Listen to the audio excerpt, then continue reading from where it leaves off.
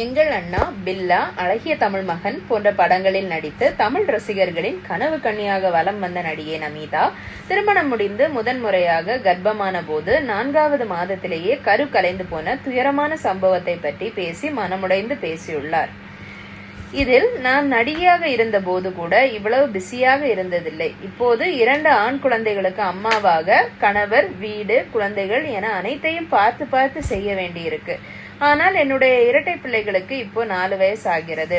இதுவரைக்கும் அவங்கள நான் சோசியல் மீடியால காட்டவே இல்லை. அதற்கு காரணம் என்னவென்றால், எனக்கு கல்யாணமாகி முதலா கர்ப்பமானப்போ 4வது மாசத்திலேயே கரு கலைஞ்சிடுச்சு. அந்த வலி என்னை ரொம்பவே பாதிச்சிடுச்சு. அதுல இருந்து என் மனசுக்குள்ள ஒரு விதமான பயம் வந்துடுச்சு. அந்த சம்பவத்துக்கு பிறகு குழந்தைகள் என்றாலே அவர்கள் கண்ணும் கருத்துமா பார்த்து கொள்ள வேண்டும் என நினைத்தேன். என் குழந்தைகளை யாரும் போட்டோ எடுக்க கூடாது, யாருக்கும் காட்ட மாட்டேன்னு முடிவெடுத்தேன். நான் எங்க இருந்தாலும் சிசிடிவி கேமரா மூலம் என் பசங்களை பார்த்துட்டே இருப்பேன். அந்த அளவுக்கு பயம் இருக்கு. ராம நட்சத்திரத்தில் பிறந்த என் பசங்களுக்கு கிருஷ்ணா, ஆதித்யா, கியான் ராஜுன்னு பேர் வச்சிருக்கேன். 3 நாளைக்கு முன்னாடி தான் அவங்கள ஸ்கூலுக்கு போக ஆரம்பிச்சாங்க. ஸ்கூலுக்கு கூட நான் போய் டிராப் பண்ணி நானே தான் கூட்டிட்டு வருவேன். குழந்தைகளுக்கு திருஷ்டி பட்டா உடம்பு சரியில்லாம போகுங்கிறத நான் நம்புறேன்.